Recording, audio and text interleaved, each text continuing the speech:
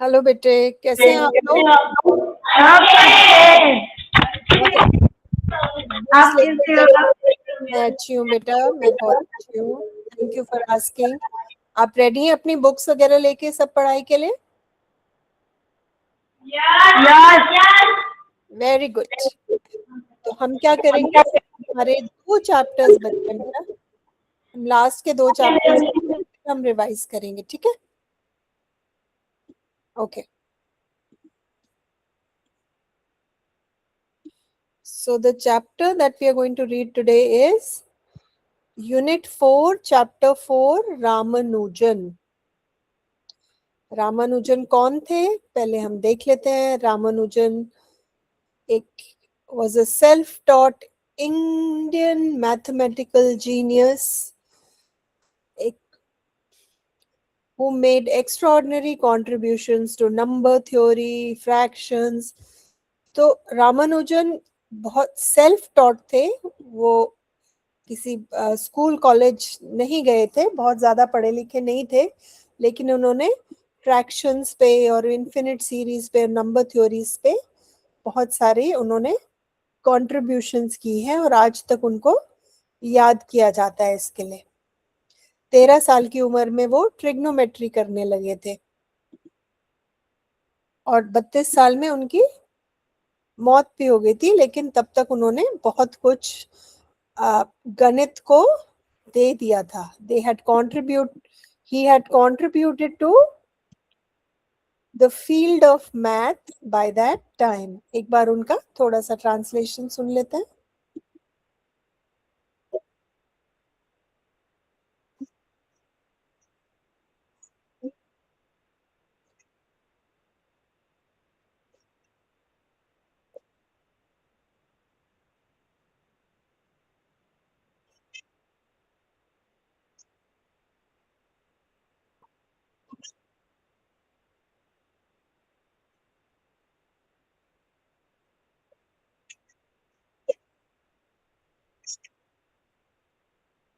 ठीक है, तो ये इनकी लाइफ स्टोरी है। इनके बारे में आज हम चैप्टर पढ़ेंगे, यूनिट 4, चैप्टर 4, रामानुजन।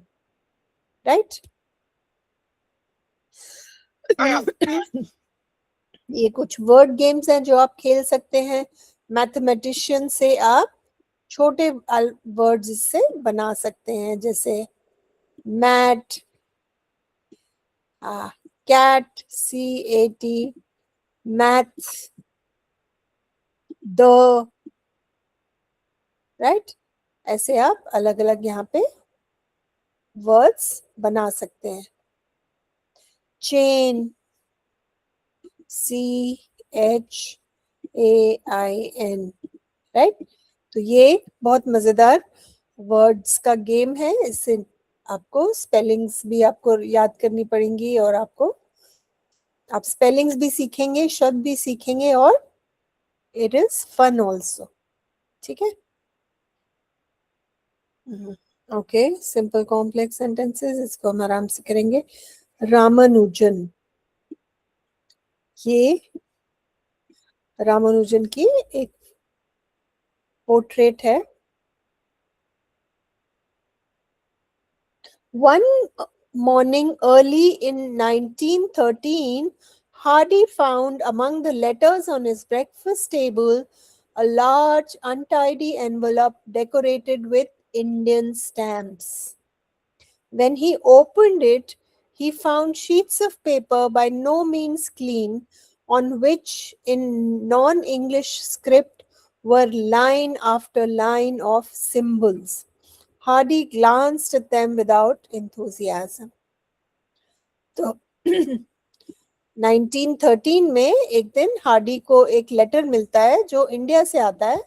बड़ा सा एक अनटाइडी सा लिफाफा था और गंदा सा लिफाफा था, और उसके अंदर बहुत सारी शीट्स थी और उसमें खूब सारा कुछ कुछ लिखा हुआ था जो इंग्लिश में नहीं था, किसी और भाषा में था, लेकिन खूब सारे साइंस एंड सिंबल्स।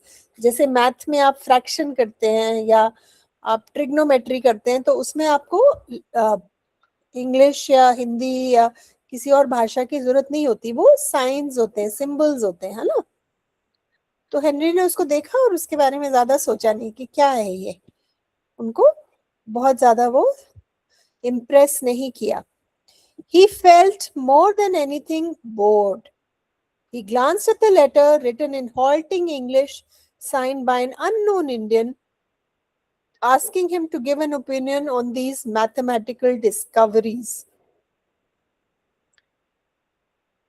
तो उन्होंने देखा कि किसी ने टूटी फूटी अंग्रेजी में एक कोई अननोन इंडियन है जिसको कोई नहीं जानता, उसने कुछ मैथमेटिकल डिस्कवरीज उस लेटर में लिख के भेजी और उनसे पूछा है कि आपका इसके बारे में क्या विचार है. The script appeared to consist of theorems, most of them wild or fantastic looking, one or two already well known, laid out as though they were original. There were no proofs of any kinds. Hardy was not only bored but also irritated. It seemed like a curious kind of fraud. He put the manuscript aside and went on with his day's routine. तो उन्होंने देखा कि कुछ कुछ उसका कागज पे लिखा हुआ था जो देखने में बहुत इम्प्रेसिव लग रहा था, लेकिन उनको उसमें किसी तरह का कोई प्रूफ नहीं था. तो उन्होंने वो कागज एक साइड में रख दिया और उसके बारे में ज्यादा सोचा नहीं और अपने रूटीन में वो लग गए. जो वो दिनचर्या में करते थे वो उन्होंने अपना रूटीन में लग गए.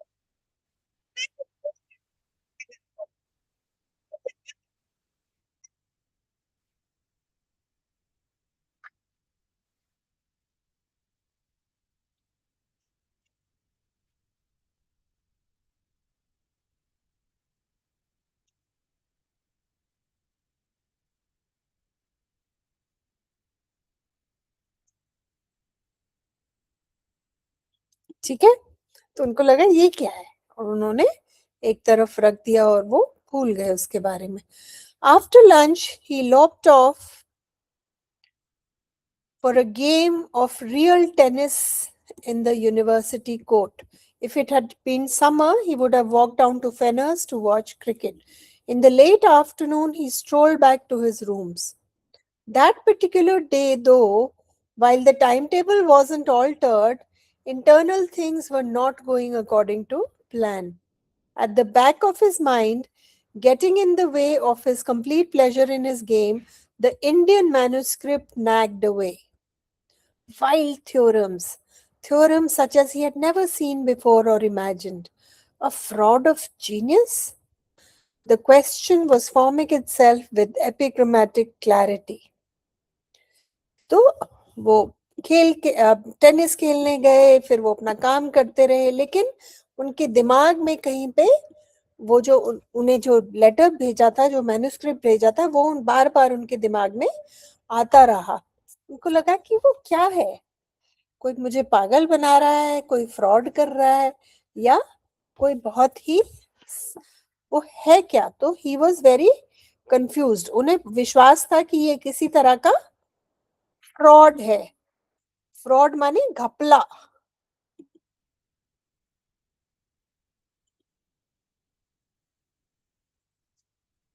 ठीक है, तो उनको लगा ये किसी तरह का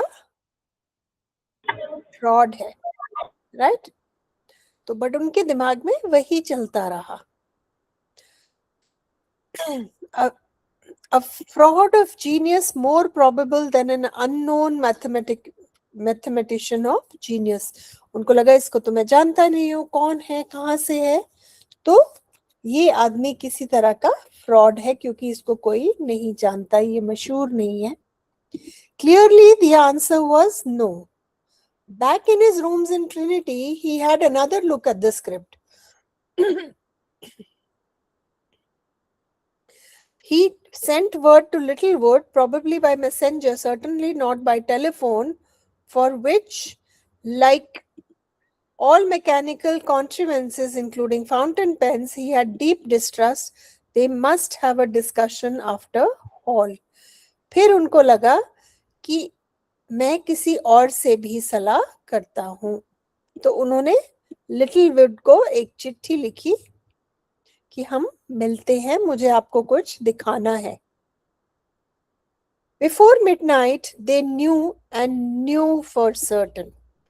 फिर वो बैठे और उन कागजों को देखते देखते रात हो गई और उन्हें विश्वास हो गया that the writer of these manuscripts was a man of genius, कि जिसने ये manuscripts लिखे हैं वो बहुत ही एक समझदार इंसान है, वो फ्रॉड नहीं है, वो एक अलौकिक बुद्धिमत्ता का इंसान है. There was as much as they could judge. That was as much as they could judge that night. It was only later that Hardy decided that Ramanujan was, in terms of natural mathematical genius, in the class of Gauss and Euler, that he could not expect because of the defects of his education and because he had come onto the scene too late in the line of mathematical theory to make contribution on the same scale.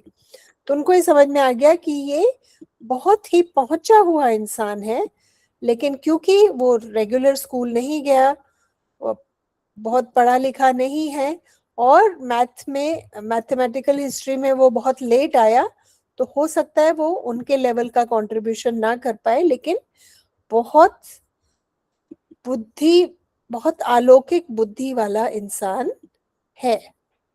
ठीक है. The following day, Hardy went into action. Ramanujan must be brought to England, Hardy decided. Money was not a major problem. Trinity had usually been good at supporting unorthodox talent. The college had been the same for Capista a few years later. Once Hardy was determined, no human agency could have stopped Ramanujan, but they needed certain amount of help from a superhuman one. तो Hardy ने अपना mind बना लिया कि मैं उन रामानुजन को England बुलाऊंगा, और पैसे की कोई दिक्कत थी नहीं, कॉलेज से उन्होंने ग्रांट ले लिया और उनके लाने का इंतजाम करने लगे. Ramanujan turned out to be a poor clerk in Madras, Chennai, living with his wife on 20 pounds a year.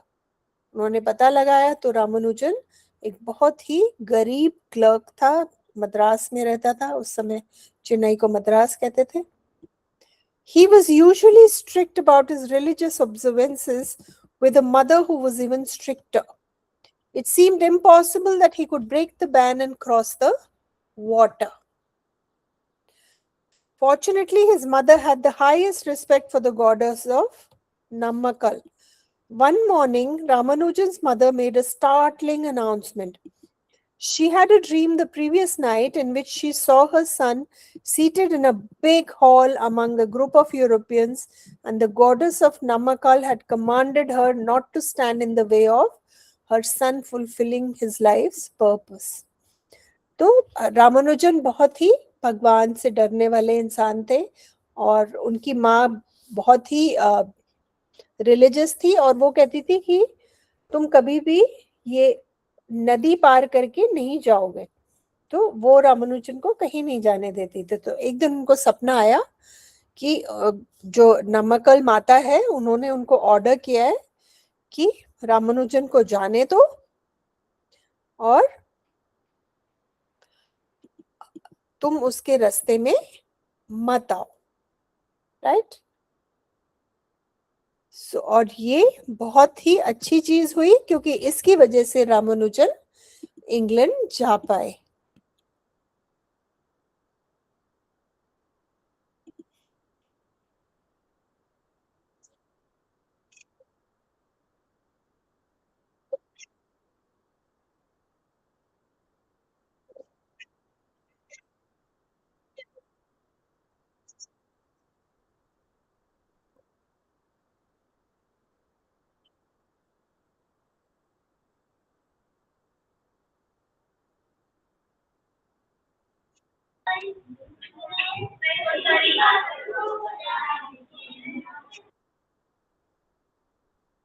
ठीक है, तो सब बहुत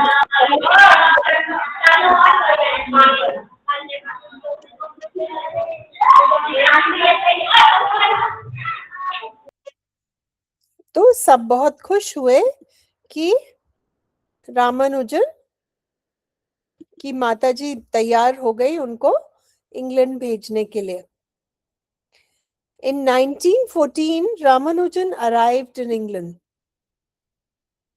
So far as Hardy could detect, though in this respect I should not trust his insight far, Ramanujan, despite the difficulties of breaking the caste laws, did not believe much in the theological doctrine except for a vague panesthetic benevolence, any more than Hardy did himself. Right? तो रामानुजन वो कहते हैं बहुत religious नहीं थे, उनको बस ये था कि इंसान को किसी के साथ बुरा नहीं करना चाहिए, और हार्डी भी इसी ओपिनियन के थे. दोनों एक ही मत रखते थे कि इंसान को किसी के साथ बुरा नहीं करना चाहिए और जितना हो सके अच्छा करे, उससे ज्यादा वो नहीं सोचते थे रिलीजन के बारे में, धर्म के बारे में. But he certainly believe in ritual. When Trinity put him up in college, within 4 years he became a fellow. There was no Alan St. Albans self-indulgence for him at all. तो उन्हें 3-4 साल के अंदर उनको वहां की मेंबरशिप मिल गई, वो वहां ट्रिनिटी के फेलो बन गए. जैसे था ना क्लब में मेंबर बनते हैं या आप किसी बोर्ड के मेंबर बनते हैं, तो 4 साल के अंदर उनको वहां की फेलोशिप मिल गई, उनको फेलो बना लिया, अपनी टीम में शामिल कर लिया, अपने ग्रुप में शामिल कर लिया. लेकिन ये चीज उनके सर पे नहीं चढ़ी, उनको इस बात का कोई घमंड नहीं था. Hardy used him to find ritually changed into his pajamas, cooking vegetables rather miserably in a frying pan in his own room. तो उसके बाद भी रामानुजन बहुत सिंपल इंसान थे और खुद अपना खाना बनाते थे, सिंपल सादा कपड़े पहनते थे. तो हार्डी देखते थे, उनके घर जाते थे तो उन्होंने पजामा पहना हुआ है और खुद अपना खाना बना रहे हैं. Their association was a strangely touching one. Hardy did not forget that he was in the presence of a genius, but the genius that was, even in mathematics, almost untrained. तो रामानुजन जीनियस थे, लेकिन वो कभी college नहीं गए थे. Ramanujan had not been able to enter Madras University because he could not matriculate in English. Matriculate is 10वीं. उन्होंने 10वीं पास नहीं की थी, तो इस वजह से वो कॉलेज नहीं जा पाए. Right?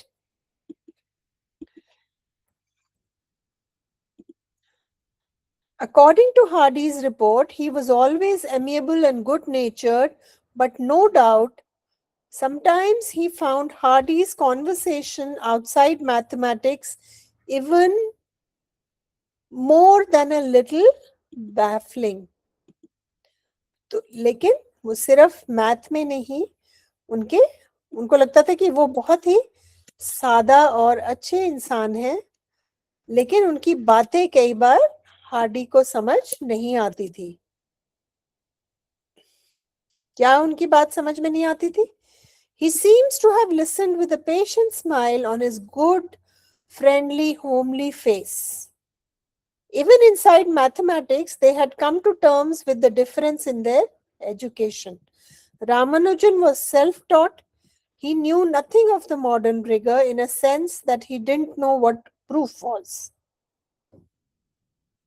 In an uncharacteristically sentimental moment, Hardy once wrote that if he had been better educated, he would have been less Ramanujan.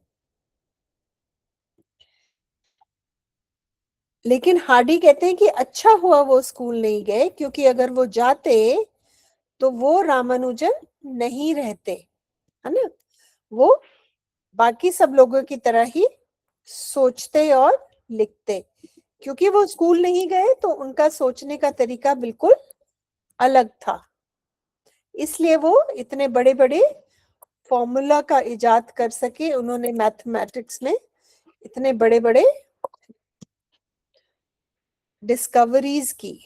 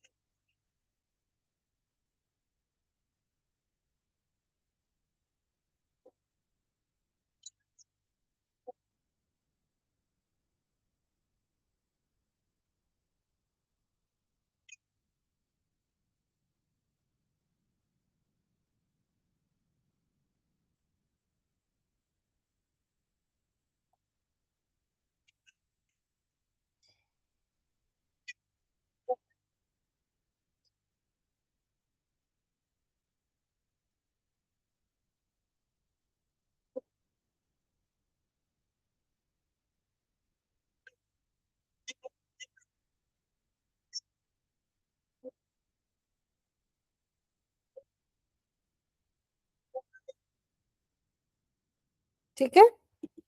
Coming back to his ionic senses, Hardy later corrected himself and said that statement was nonsense. बल्कि Hardy ने खुद कुछ दिन रामानुजन को पढ़ाया था ताकि वो समझ सके, they could work together, right? He said if Ramanujan had been better educated, he would have been even more wonderful than he was. In fact, Hardy was obliged to teach him some formal mathematics as though Ramanujan had been a scholarship candidate at Winchester. Hardy said that this was the most singular experience of his life. What did modern mathematics look like to someone who had the deepest insight but who had literally never heard most of it? तो उन्होंने रामानुजन को कोई laws और discoveries और formulas के बारे में उनको जानकारी नहीं थी। जो उन्होंने किया डिस्कवरीज वो खुद की, अपनी ऑब्जर्वेशन से, अपने कैलकुलेशन से की। तो उनको हार्डी ने थोड़ा बहुत ट्रेन किया था। It is good to remember that England gave Ramanujan such honors as were possible. The Royal Society elected him a fellow at the age of 30, which even for a mathematician is very young. तो 30 साल की उम्र में उनको royal society में fellowship मिल गई थी, जो बहुत ही कम लोगों को इतनी छोटी उम्र में मिलती है। Trinity also elected him a fellow in the same year. तो वो रॉयल सोसाइटी में फेलो बन गए, वो ट्रिनिटी में फेलो बन गए। And he was the first Indian to be given either of these distinctions.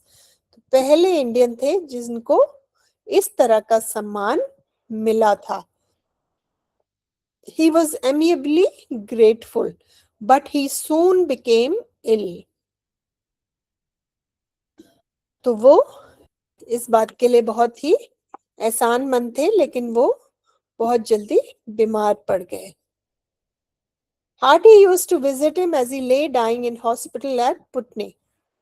It was one of those visits that there happened the incident of the taxi cab number. Hardy had gone out to Putney by taxi as usual, his chosen method of conveyance. He went into the room where Ramanujan was lying. Hardy, always clumsy about introducing a conversation, said probably without a greeting and certainly as his first remark, the number of my taxi cab was 1729. It seems to me a rather dull number. To which Ramanujan replied, no, Hardy, it's a very interesting number. It's the smallest number expressible as the sum of two cubes in two different ways. तो रामानुजन सोचते ही गणित में थे. तो जब Hardy उनसे hospital में मिलने गए तो उन्होंने कहा मेरी टैक्सी का नंबर ये है, कितना बोरिंग नंबर है. तो कहते नहीं, ये बोरिंग नहीं है. It is the smallest number expressible as the sum of two cubes in two different ways. तो उस नंबर को भी उन्होंने मैथमेटिकली एनालाइज कर लिया.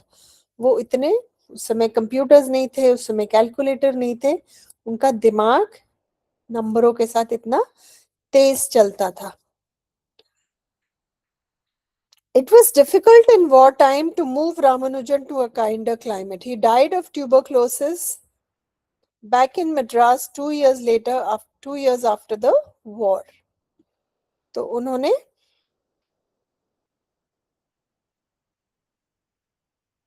तो रामानुजन को उन दिनों ट्यूबरक्लोसिस हो गया. उस समय ट्यूबरक्लोसिस टीबी का इलाज नहीं था और वो 2 साल बाद उनकी मौत हो गई. As Hardy wrote in the Apology, his roll call of mathematicians, Galileos died at 21, Abel at 27, Ramanujan at 33, Riemann at 40. I do not know an instance of a major mathematical advance initiated by a man past 50. तो कहते हैं ये famous mathematicians थे जो बहुत ही young उम्र में चले गए. राइट?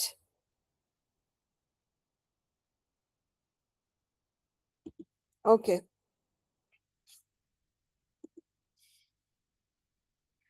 अब इसमें जो क्वेश्चंस हैं हम उनको देख लेते हैं. Name all the famous mathematicians mentioned in this right up. तो आप देखेंगे कि रेमन है, एबल है, गैलियोस है, रामानुजन है और दो ये गॉस एंड यूलर है ना. ये सब मैथमेटिशियंस इस चैप्टर में मेंशन्ड है. आप इनकी लिस्ट बना सकते हैं. इनके बारे में आप और चीजें भी पता कर सकते हैं इंटरनेट से. You can find out more about them. Right? अब देखते हैं. Use the following words and phrases to make sentences of your own. Right? enthusiasm. enthusiasm माने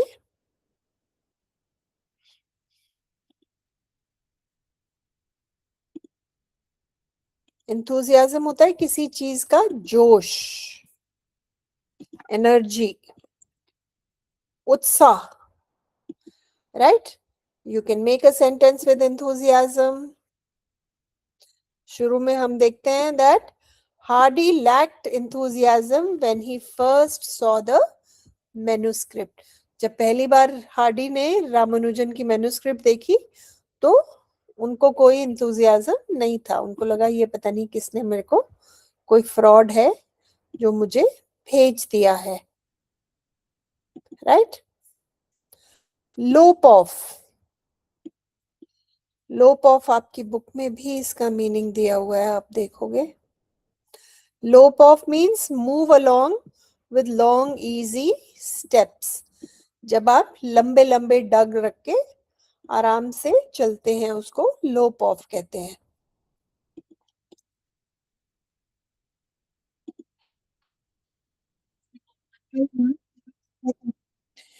ठीक है. ओके. तो इससे हम सेंटेंस बनाएंगे. लोप ऑफ से he loped off to play tennis after lunch. हमने देखा रामानुजन लंच के बाद टेनिस खेलने चले जाते हैं. Right? Fraud. The next word is fraud. Fraud का क्या ट्रांसलेशन है?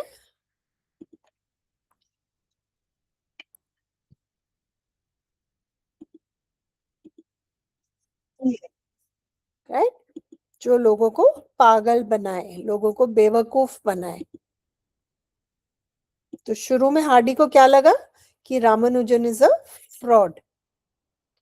Hardy suspected that the work might be of a fraud. शुरू में हार्डी जानते नहीं थे रामानुजन को, तो उनको लगा ये किसी तरह का कोई फ्रॉड है, ये कोई जेन्युइन मैथमेटिशियन नहीं है, ये कोई फ्रॉड है. क्लैरिटी, क्लैरिटी माने कोई चीज क्लियर होना, right. I have clarity in my mind what I want to do after 10th. कि मुझे पता है मुझे 10th के बाद कौन से सब्जेक्ट लेने हैं, कौन से स्ट्रीम में जाना है, मुझे इंजीनियर बनना है, मुझे सीए बनना है, या मुझे आर्टिस्ट बनना है, या मुझे मीडिया में जाना है. मुझे क्लैरिटी है मुझे क्या करना है. क्लैरिटी क्लियर से आता है, word clear. Okay, so I have clarity about what I want to do in my life. स्पष्ट, स्पष्टता है मुझे कि मुझे क्या करना है. ठीक, clarity. Okay, next is amiable.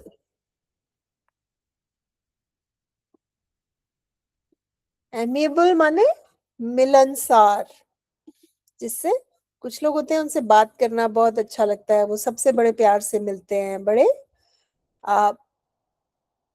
सादा और अच्छे लोग होते हैं और उनसे बात करना बहुत आसान है. तो Ramanujan was always amiable and polite. Hardy कहते हैं कि रामानुजन बहुत ही मिलनसार व्यक्ति थे, बहुत नरमी से तमीज से सबसे पेश आते थे और सबसे उनकी बनती थी. ठीक है. Come to terms with.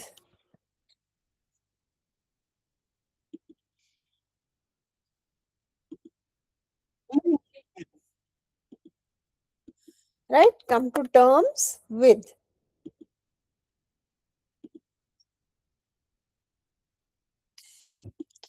कभी आपको कोई बुरी खबर मिलती है या आपको अच्छी खबर मिलती है तो हमें एकदम से हजम नहीं होती, right.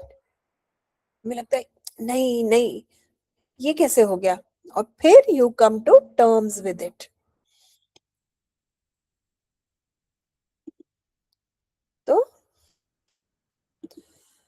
They had to come to terms with different education systems. तो हार्डी और वो लोग इंग्लिश ब्रिटिश एजुकेशन सिस्टम में पढ़े थे. रामानुजन बहुत ज्यादा पढ़े लिखे नहीं थे, तो उनको दो अलग अलग तरह के एजुकेशन सिस्टम से उनको एक उस पे आना पड़ा.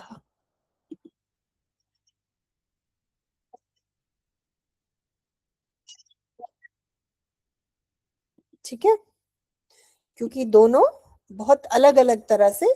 रामानुजन खुद पढ़े लिखे थे, खुद घर पे पढ़े थे, सेल्फ टॉट थे, और हार्डी कॉलेज गए थे. कन्वेंस, कन्वेंस माने यात्रा का साधन.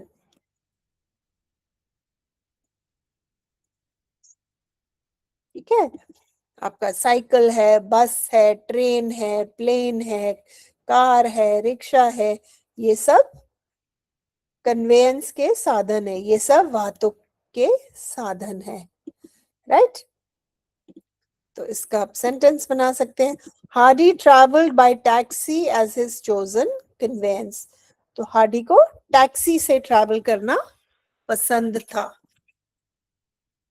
Right. Okay,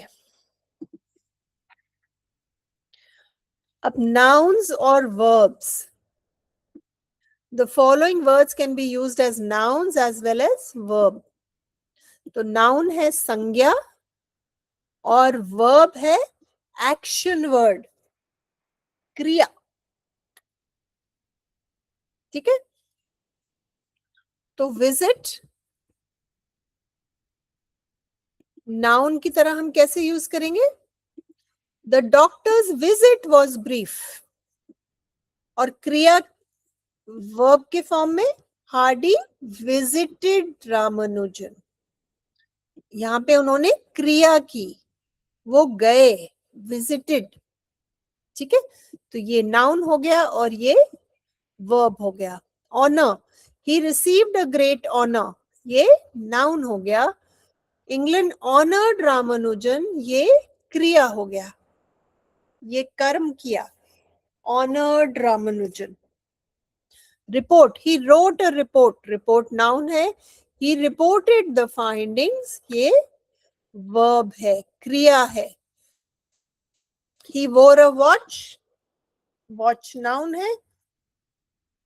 Hardy watched cricket, ये एक क्रिया है, ठीक। Form, please fill the form, form भर दीजिए, फॉर्म नाउन है, एक चीज है, वस्तु विशेष है। The question formed in his mind, ये क्रिया है, उसके दिमाग में सवाल बना, ठीक है। Surprise, it was a surprise, एक नाउन है। द न्यूज सरप्राइज्ड एवरीवन, ये एक क्रिया है, ठीक। तो ये हमने किया, इन शब्दों को हमने संज्ञा नाउन की तरह यूज किया और वर्ब क्रिया की तरह यूज किया, ठीक। यहाँ पे शी गेव अ स्माइल, संज्ञा है। Baby smile when they see their mother, यहाँ पे स्माइल वर्ब है, क्रिया है ना, स्माइल करना एक क्रिया है, ठीक है। तो ये हमने सारे वर्ड्स के सेंटेंसेस कर लिए हैं। अब हम इस पे चलते हैं। से वाई, वाई माने क्यों, कारण बताओ, ठीक है। Ramanujan's letter bored and irritated Hardy at first. शुरू में रामानुजन के लेटर से हार्डी इरिटेट क्यों हुए, ये क्या चिट्ठी है, मुझे क्यों लिखी है? क्योंकि उनको वो थ्योरम समझ नहीं आई जो उस कागज में थी, वो भाषा समझ नहीं आई और उसमें कोई उनका प्रूफ नहीं था,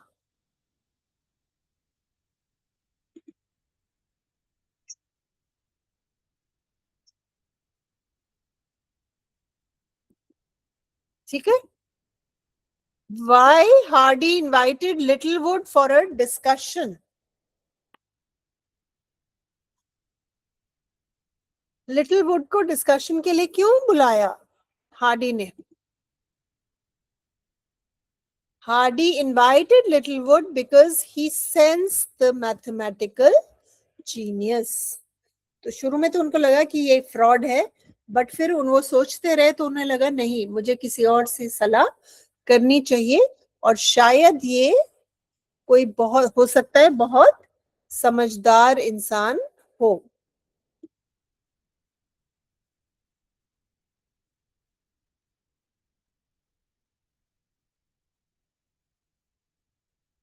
ठीक है।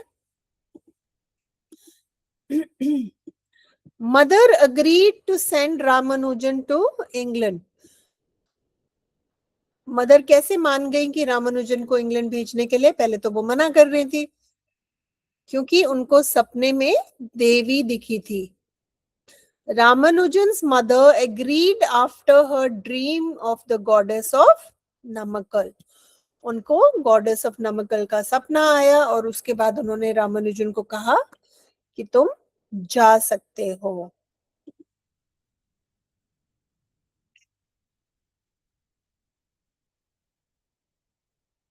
ठीक है। Hardy and Ramanujan could not talk freely with each other. वो एक दूसरे से फ्रीली बात क्यों नहीं कर पाते थे? क्योंकि रामानुजन को इंग्लिश नहीं आती थी, हार्डी को हिंदी नहीं आती थी। एक इंडियन था, एक अंग्रेज था, एक स्कूल कॉलेज में पढ़ा लिखा था और एक घर पे पढ़ा था। So there was a lot of difference in their upbringing, their education and their culture. उनकी जिंदगी में बहुत सारी चीजों में बहुत फर्क था. Their culture was different. एक इंडियन था, एक इंग्लिश था. एक ने स्कूल कॉलेज पढ़ा हुआ था, एक घर पे पढ़ा था, है ना. तो दोनों के एजुकेशन और कल्चर में there was a lot of difference.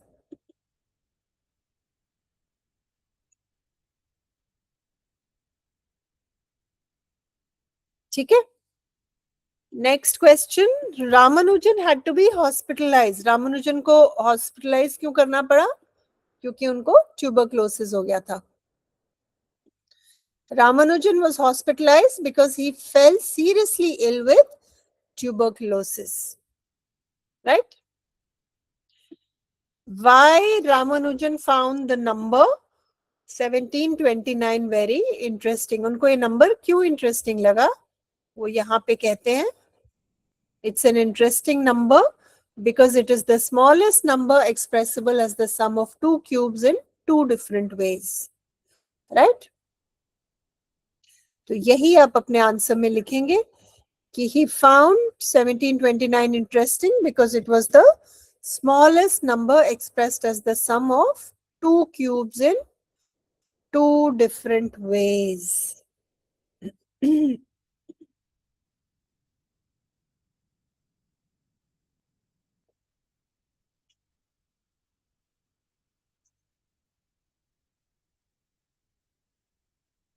ठीक है. उसके बाद read the text and enlist the achievements and honors of Ramanujan received in England. तो आप इसको पढ़ के इसमें जिस जिस ऑर्डर में उनको जो जो सम्मान मिला आप उनकी लिस्ट बना सकते हैं. उनको fellow of Royal Society at the age of 30 मिला. फिर उनको फेलो ऑफ ट्रिनिटी कॉलेज मिला. और वो पहले इंडियन थे, first Indian to receive both honours. पहले भारतीय थे जिसको ये दोनों सम्मान मिले. And he got international recognition as a mathematical genius.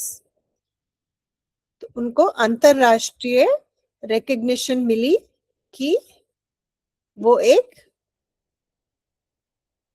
गणित के जीनियस थे. फेलोशिप मिलने से उनको अंतरराष्ट्रीय रिकॉग्निशन मिली.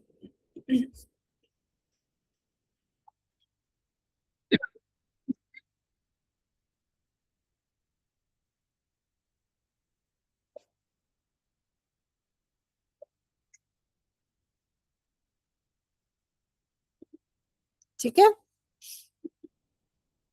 ओके. उसके बाद active and passive voice, verbs, active and passive voice, change the voice. तो एक्टिव वॉइस में क्या होता है? जो एक्शन कर रहा है वो सब्जेक्ट होता है. और जो पैसिव वॉइस में जो एक्शन कर रहा है वो एंड में आता है, वो ऑब्जेक्ट होता है. ठीक है. The thief stole the jewels. किसने एक्शन किसने किया चोरी का? थीफ ने. तो यहाँ पे थीफ सब्जेक्ट है तो ये एक्टिव वॉइस होगा. The jewels were stolen by the thief. यहाँ पे जूल सब्जेक्ट है लेकिन एक्शन थीफ ने किया, थीफ ऑब्जेक्ट है, तो ये पैसिव वॉइस हो गया. जब कर्ता शुरू में आता है तो वो एक्टिव वॉइस होता है. जब कर्ता सेंटेंस के एंड में आता है तो वो पैसिव वॉइस होता है. ठीक है. द थीफ वॉज कॉट, ये पैसिव है